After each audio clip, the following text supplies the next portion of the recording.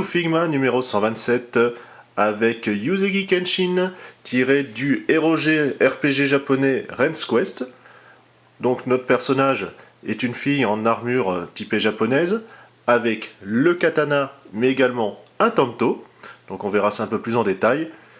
On voit comme ça, bon, comme d'habitude, les différentes possibilités, les grandes idées, les accessoires, sa boulette de riz, très important. On passe tout de suite au déballage.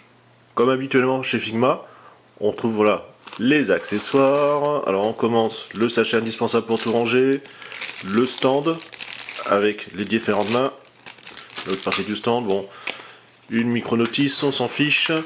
Dans les access, on va déjà enlever la figurine. Voilà, vous avez katana sorti rangé, le tanto.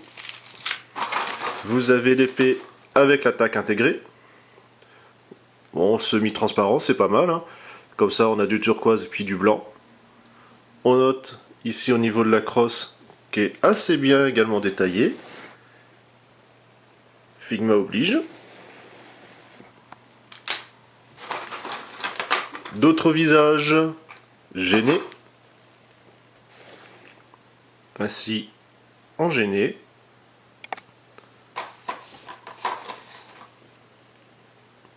On va dire sérieuse.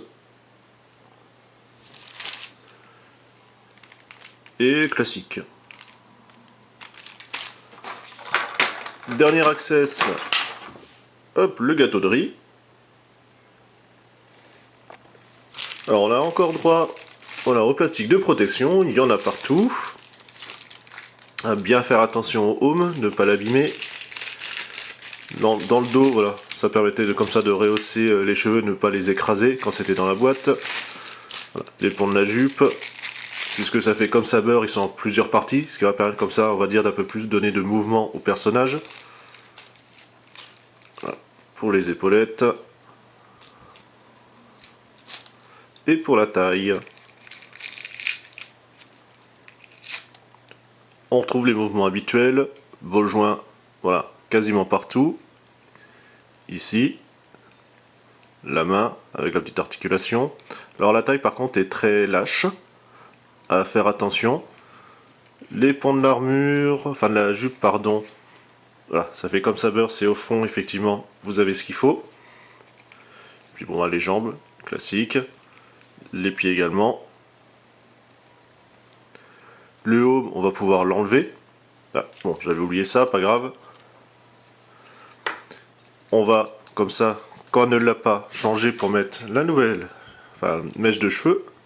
On peut voir son petit bandeau, comme ça, son petit nœud. La voici pas contente.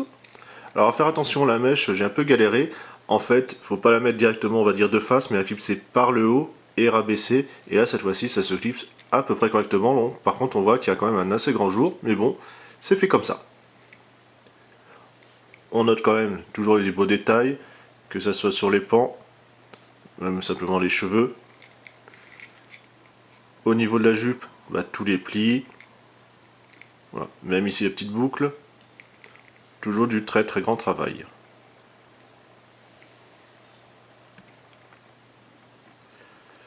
Concernant le katana, quand il est rangé, vous avez ce petit picot qui va venir ici sur le flanc, pour ainsi clipser. On peut également déboîter là-haut pour faire comme s'il était sorti. Voilà. Et là, après, bah, effectivement, on peut prendre son katana ouvert et en main.